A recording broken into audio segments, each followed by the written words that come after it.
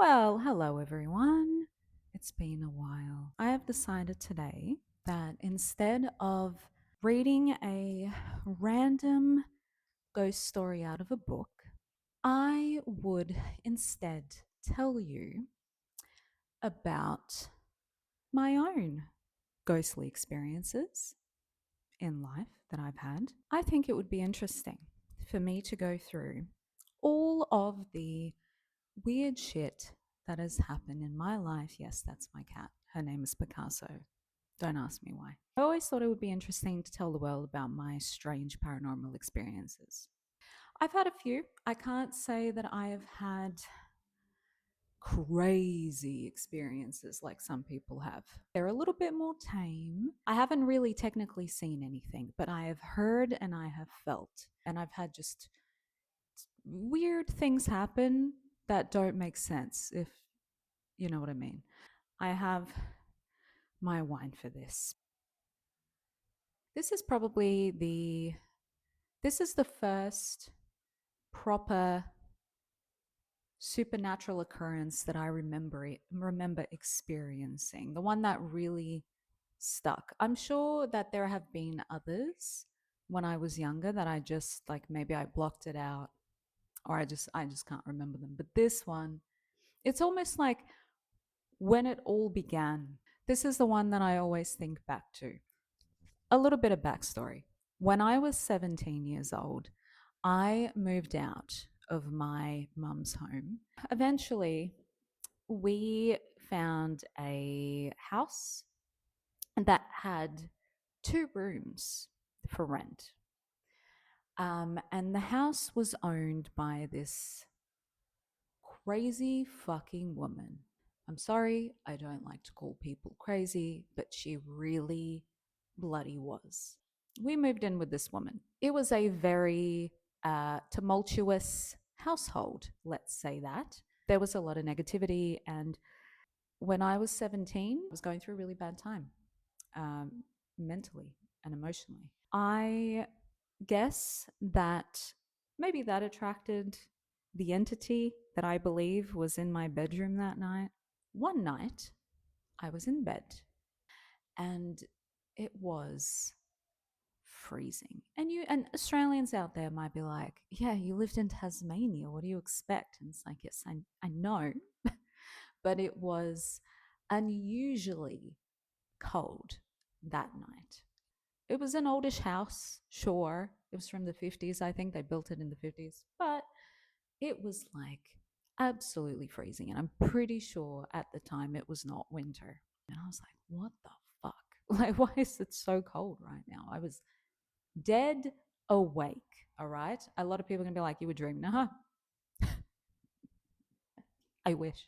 I fucking wish I was. I was not. I was not. I was awake. I was dead awake because I was like, oh my God, it's so fucking cold in here. Eventually, I start hearing something. And I'm like, what the fuck? I start hearing a very,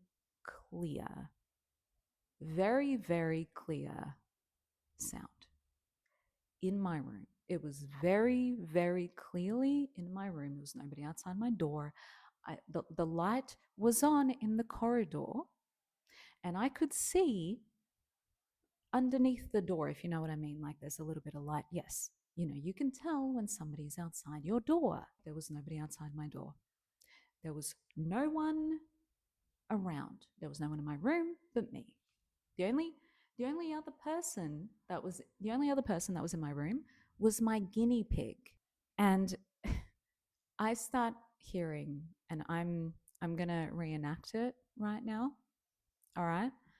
Um, okay. I start hearing this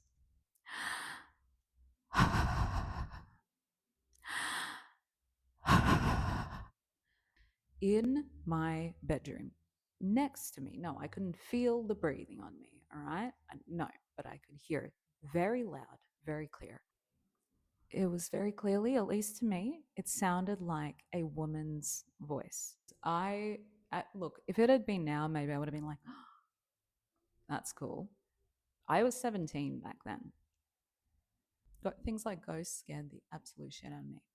I think a big part of why I am so intrigued with the supernatural and the unknown now is because I used to be terrified of it. I think I kind of like, I don't know, I did something to my brain. I was like, I'm going to love it instead of fear it. I was terrified because I was like, what the fuck? Because my brain didn't automatically go, it's a ghost, right? Not, no way. That's what's funny. Your brain, when something unexplained happens, your the first thing your brain will go to is there's a logical explanation for this. And that's exactly what it did. It was like, oh, maybe it's outside, which would be a little bit weird anyway and would be creepy in itself. It was just somebody out there like breathing into my bedroom window. To give you a bit of a understanding of how my room, how it was like set out, right? Like there was like windows here and then windows here. It was like a big like window. For some reason, I put my bed up against the windows, right? So window and then window, a single bed in the corner. So the thing about that was that the curtains were very clearly see through. The lights on the road, you know, the street lights, you could tell if somebody was out there. I opened, I looked around, and I was like, there's no, because nobody was crouching down or it. There was no one out there. But that was my first thought. I was like, okay, somebody's breathing into my bedroom, right? I looked under the door. Nobody was at the door because I thought that, like, my friend at the time and that crazy woman, is she outside, like breathing into my room trying to scare me? But no, there was no one there either. And I know this because I got up and ran to the kitchen where both the crazy woman and my friend were sitting at the table, like talking to each other. This is what happened. After I heard the breathing, I looked, nope, nobody's there. I sat up, I looked at my guinea pig, and she was frozen still. She was like she could sense that something was going on. I don't know, but she was frozen. I'd never seen her that still in the 2 years that I had had her. I got out of bed, I opened the door, nobody was there, and I ran to the kitchen. And I told them, I was like, I heard breathing in my room. There was something in my room. I heard breathing in my room. Okay. They were like, what the fuck? I was like, yeah, they're like, okay, we'll go see. Right. They both went to my room. They were like, why is it so cold in here? And I'm like, thank you. Because the rest of the house was not that cold. That room was unusually cold that night. The woman who owned the house was like, okay, I'll go look outside. All right, see if there's anybody out there. She went outside. She didn't see anyone out there. I didn't hear anybody running away or anything like that. So then she proceeds to come back and be like, oh, it was just a possum. I'm sure it was just a possum. And I'm like, how the fuck does a possum sound like this? I've never heard them make this sound. Also, it was next to me. Now, sure, you could say maybe it was a possum. Maybe it was a weird fucking mutated possum. I don't know. Or it was a ghost, which is personally what I believe it was. I mean, cold room, weird female breathing right next to me. I don't know, right? So I considered that to be my first proper experience of the unknown, of a ghost. My first ever ghostly experience. I consider that one to be the first one. After that, story number two, but this one kind of ties in to the first one because I'm pretty sure it was the same motherfucking ghost. My mum, she lived very close to the house. She had rented a place very close to the house that I was currently living in. I decided that I absolutely despise living in that place and that I would like to move back in with her. She ended up going overseas for a few weeks and I looked after the house. So one night, not too long after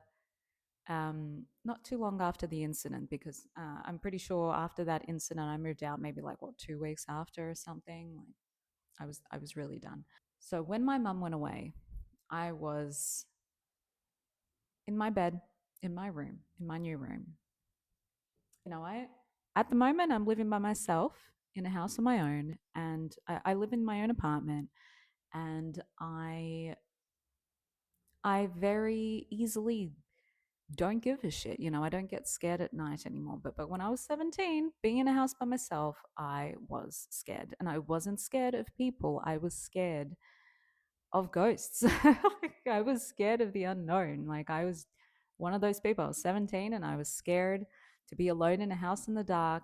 And I would leave the kitchen light on. Because of that, I would leave my bedroom door open.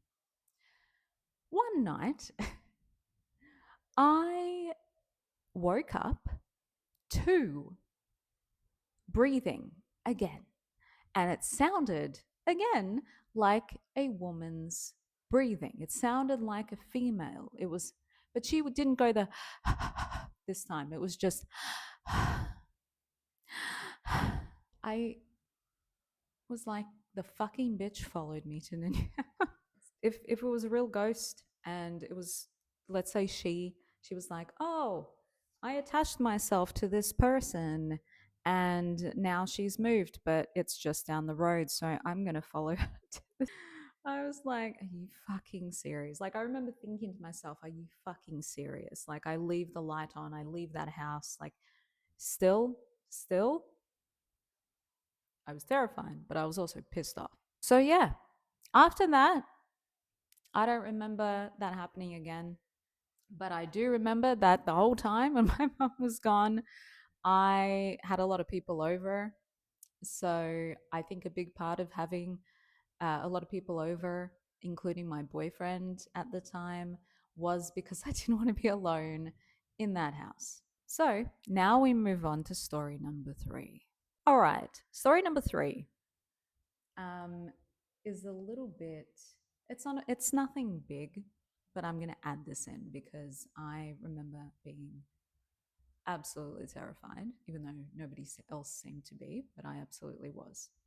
Go forward like maybe a year after the incidents at those two houses. My late teens, early adulthood life was incredibly tumultuous, and I lived in a lot of different places. I'm just putting that out there, okay? You're going to hear me and be like, oh, I was in this house, I was in that house. So yes, I lived throughout my life up until now, I have lived in many different places. So I was staying at this guy's house and I was staying on his couch because I didn't have anywhere else to go, and my boyfriend at the time still lived at home, so I couldn't live with him. So I was living at his friend's house, who rented his own place. And one night, he had his boyfriend over, and I had my boyfriend over, so we were kind of all friends, right? And this friend, he had a dog. I'm mentioning the dog because I remember my boyfriend got really pissed at me because he was like, it was just the dog. And I'm like, no, it wasn't, because the dog was with us the whole time. But anyway, that night, for some reason, we had decided to draw up our own Ouija board. It was really stupid. It wasn't a Ouija board. It was literally just, we got a piece of paper and we drew what Ouija boards looked like on the piece of paper. And then we used a shot glass to, all put our fingers on the shot glass. So, because obviously none of us really thought anything was going to happen, but I kind of was like, it could. I had had those ghostly experiences, so I don't know. Um, so then we started, we all put our fingers on the shot glass and it started to move. And I was pretty sure it was my boyfriend doing it because he liked to fuck around. And I started to get pissed off. I was like, you're moving the glass. I know you're moving the glass. And he was like, I'm not moving the glass. Like, he started arguing back to me, which I was like, okay, I know that you moved the glass. Whatever. Okay. So we started going back and forth. I was like, yes, you did. You moved the glass. It's like, no, I didn't. We started arguing.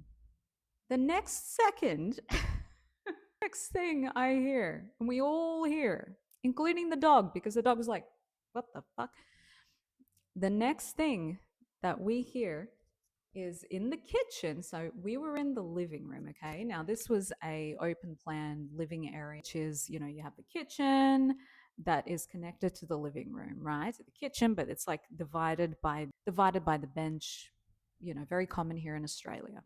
We were in the living room, like we were doing this on the coffee table, and the kitchen was behind us, where the War of the Worlds paintings right there. Okay. The next thing we hear is and I shit you not, like I saw my life. We hear, including the dog, the cutlery in the drawers in the kitchen start to rattle. It went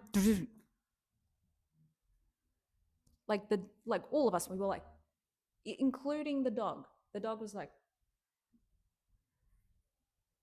it shut us up straight away. Like me and my boyfriend, we were going back and forth. We were like, you moved the glass. And he was like, no, I didn't move the glass. And it was like, and we were like, what the fuck? Something moved, that the cutlery moved in the drawer very clearly. And what? How? Like you could be thinking, oh, maybe the dishes like fell over or something. No, it was the cutlery in the drawer. It went, you know what that sound is. Like, I don't know, maybe I'm crazy. I'm not, because everyone heard it, but including the dog. But maybe there is a logical explanation for it. I don't know, but that stuck with me as well. When I tell you that I was absolutely terrified to sleep on the couch that night, because, like I said, it was an open plan living. The couch was where we were, and the kitchen was right there. I was so scared to sleep that night. I don't think I slept that night. I remember being wide awake and just being absolutely terrified. All right, this one, it's actually happened a few times. This happened when I was living. This was the first house I ever lived in completely by myself. I was 19, I believe. Yes. I had because I was still terrified of being on my own in a house at night. This is going to be embarrassing, but I'm going to tell you anyway. Despite the unit having two bedrooms, I put my single bed out in the living room. And at this point, I was actually a little bit scared of people breaking into the house. I don't know, like back in the day when I was 17, I didn't care as much, but like being 19 now, for some reason, I was more concerned about that. I don't know. So I put my single bed out in the living room, and I kind of turned it into a bit of like a couch. I already had a couch, but like, I don't know. I had my TV in the living room, and something that I did, because I was scared of the dark and because I was scared of being by myself and I wanted to feel a little bit more at ease and, like I had more company, I would leave the television on all night. So this was back in the day where people still watched TV. I think this was like 2013. People still watch TV. So I would, put it on like channel 7 or something. I can't remember. And would just, I would just leave it on and then I would just go to sleep. I would be watching TV and then I would slowly drift off to sleep. The amount of times that I woke up to the television being either off or changed to a different channel. I don't know. I don't know. I don't know. Can TVs do that by themselves? I don't know. It happened, never happened during the day. I spent a lot of time at home, doing nothing but watching movies and playing video games. Why? Why did that happen? Why at night? Why did it change the channel by itself? Why did it turn off by itself? I remember thinking it's either a ghost. I remember thinking like, did I do this with my mind in my sleep? Did I sleepwalk and turn off the TV? I mean, I've never slept walked in my entire life. Um, so I seriously doubt it. Can I definitively say that it was a supernatural experience? No, I can't. But I thought that I would mention it because it was weird. It's another weird little thing that happened that I still can't really explain. All right, moving on. What are we, like story number 5? We are going to move forwards now. I think I was maybe 22. I was in a relationship with a man who I was living with at the time. So this was a quite a serious relationship, maybe the most serious relationship that I had had so far. We were still in Tasmania at the time. We moved to Melbourne together, but we were still living in Tasmania at the time. I remember that we ended up staying at some cabins in a place called Port Arthur in Tasmania, which is unfortunately a very infamous town. Even though it is a very beautiful historic town, unfortunately, it is infamous for a very tragic event that happened in 1996. Me and my ex partner, we still decided that it would be nice to go for a little getaway in some cabins that they had there. I'll just give a bit of an explanation on the cabin because it is going to be vital to the story. The cabins were on a bit, I mean, I assume they still are. I don't know, it's been years. But anyway, they were on a bit of a slope, right? It was like a bit of a hill. And so they were on stilts at the front, right? So the back, you went through the back, that was on land, but then the front of the cabins were on stilts. I think they were looking out into a river or something.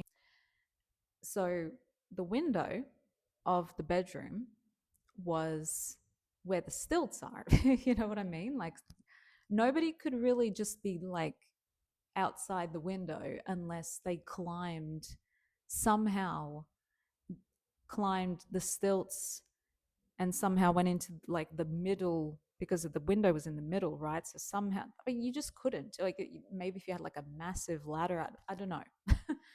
And that night, now my boyfriend at the time knew that I really liked, you know, I really liked the dark side of life, you could say, right? And, at this point, I was warming up to things like the supernatural, right? I was still a little bit scared, but I was more open to it. He arranged for us to go on the Port Arthur ghost tour.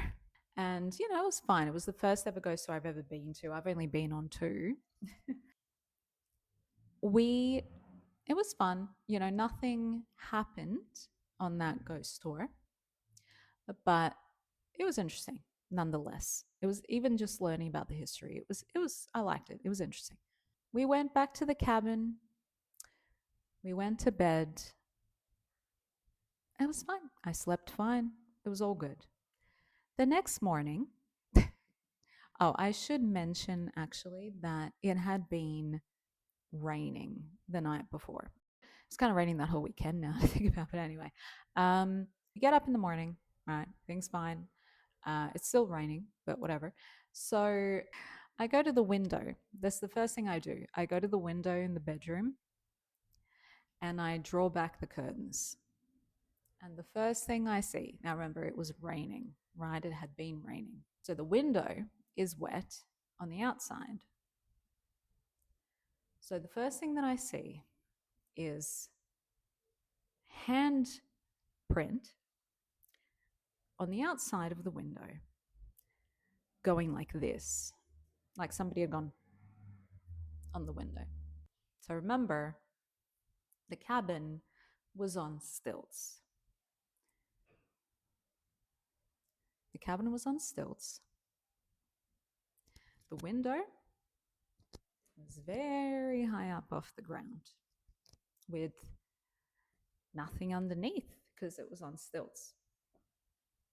And there was a handprint going, which, mind you, had not been there the day before. The curtains had been drawn. It was raining as well. And I didn't see any handprint. There was nothing there the day before. It was there the next morning. After we had gone on the fucking ghost tour. Even my boyfriend, who I don't remember him being a complete skeptic, but even he was like, yeah, he was like, he wasn't a massive believer or anything. But he was like, yeah, that's really weird. Now we move on to the next story. I can't remember what number we're up to at this point. I think the wine's starting to hit me a little bit. Oh, all right. All right. We're going to move forwards now to when I was, this was like 2022, I think. This was when I was back living in Tasmania again and I was in Hobart. Me and my mum, we were sharing the rent. So it's not like I lived at home. I lived in a house where me and my mum shared the rent at the time. All right. So this one was weird. I was asleep one night. Now I would have been 29, I think, or I just turned. I either like just turned 29. I was turning 29. I remember being asleep.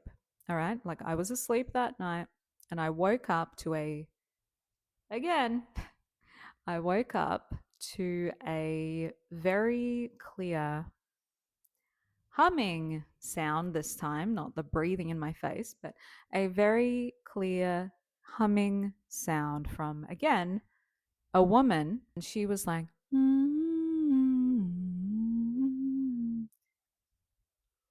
in my room. It was loud enough that I woke up from it. That's the thing. It was loud enough that I woke up from it, and I have to explain how I was sleeping. This was winter at the time, so I was like under my covers, right? It was cold. I was under my covers. I'm woken up by this humming. And no, it didn't sound like it was outside. It didn't sound like it was anywhere else but inside of my room, and I will die on that fucking hill. Under the covers, you couldn't see my head, like I was under the covers. I wake up, I hear the humming, and I'm thinking to myself, what the fuck? And my first thought was, there's someone in my room. So I'm like, and then I quickly, very quickly, go like that. Like I pull the covers down to see what's going on. Very quickly. I'm like, the humming stops straight away. It was like the ghost was like, oh shit, I woke her up. Abruptly stops. As I was like, my mum always was like, oh, maybe there's somebody outside. It's like the curtains were very thick. Okay. If there was someone outside of my window, which would make no sense, and I didn't hear anybody run away or walk away or anything, which you absolutely would be able to hear, but anyway, they wouldn't have been able to see me as I pull down my covers. And it's not like it made a lot of noise. I was just like, it was just, yeah. Anyway, that was amazing.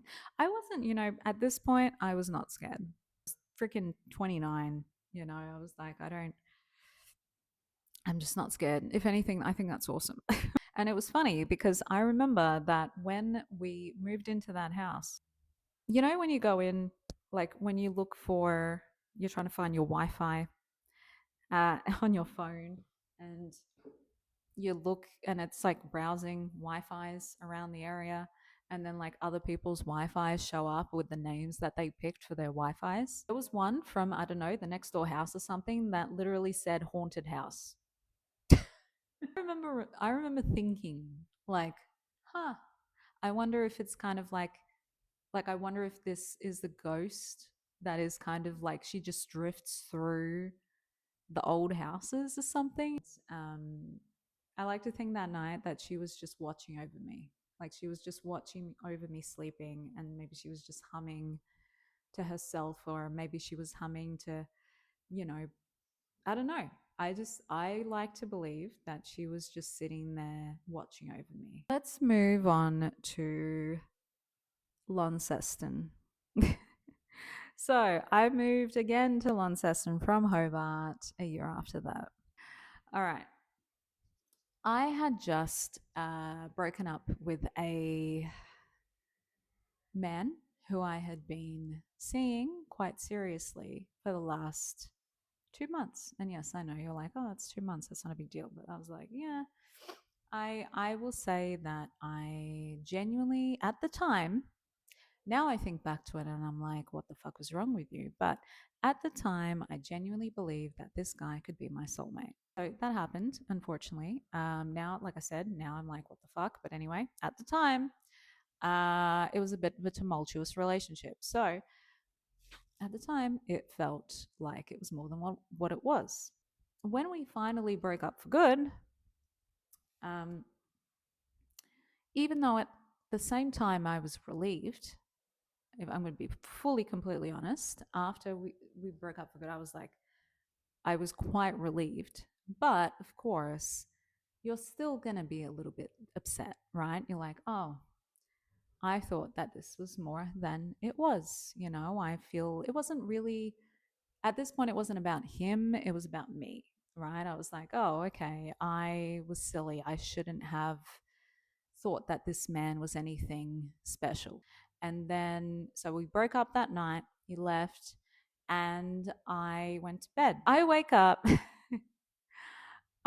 in the middle of the night, and I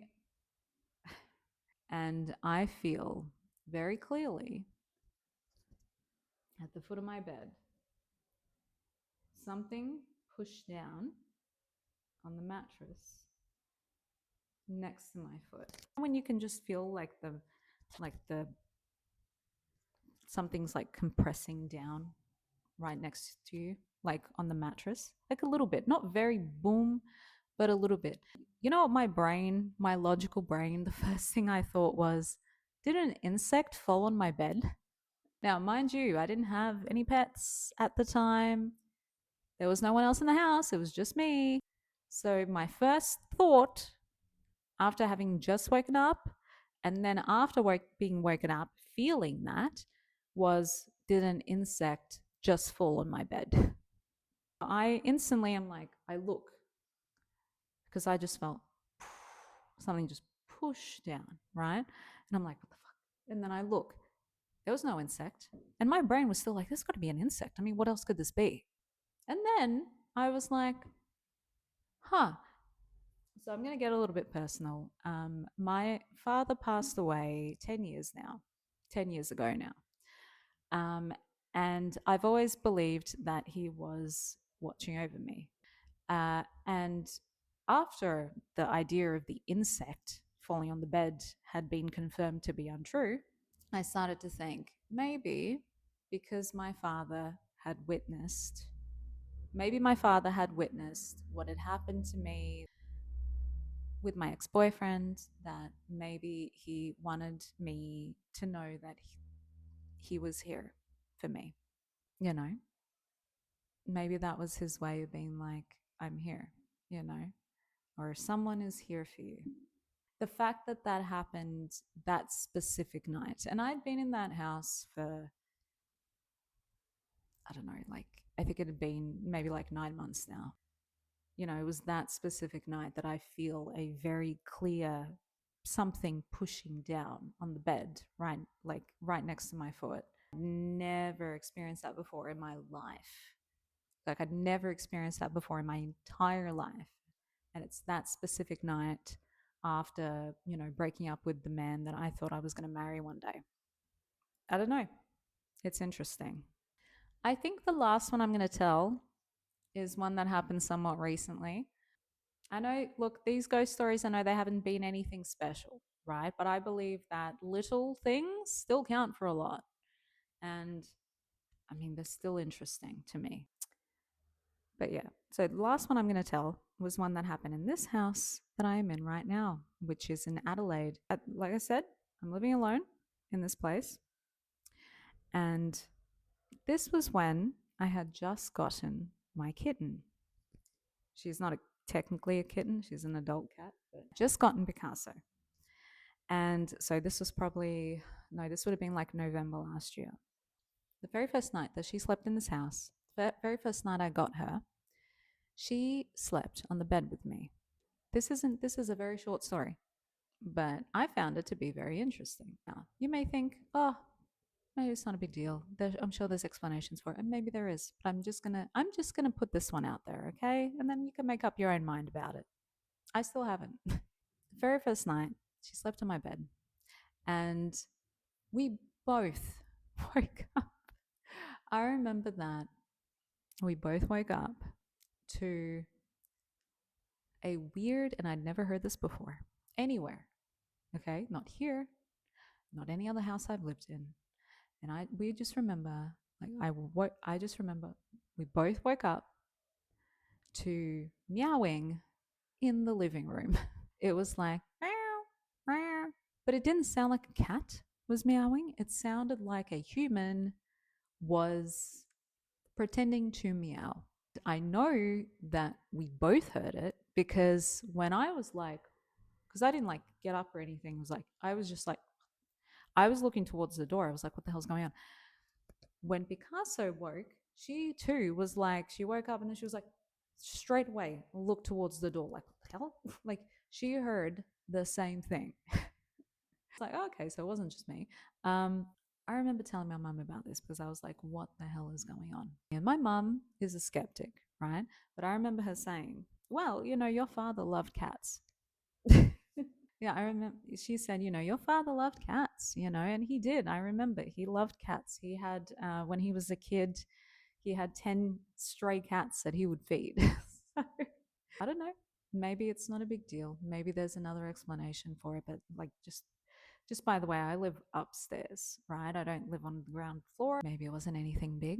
Maybe it's not a big deal, but I just thought that was interesting because we both heard it, including my cat. She was like, straight away, look towards the door, like, what the hell's going on? Not like I made a gesture towards the door. I just opened my eyes and looked towards the door, and then she opened her eyes and was like, and, animals, they can sense things. They can sense things. Look, I thought it would be interesting to go through these random stories that have happened throughout my life. You may think, look, there's explanations for all of them, and maybe there is, but maybe there isn't. I don't know. I just think they're interesting and they're worth noting. I don't know, but they've definitely stuck with me. Now you know about them, so yeah. So anyway, but this has been fun. I really enjoy going down memory lane, so maybe I'll have to do that more often. I hope you enjoyed the video. Like and subscribe if you did, and I hope to see you in the next one. Bye.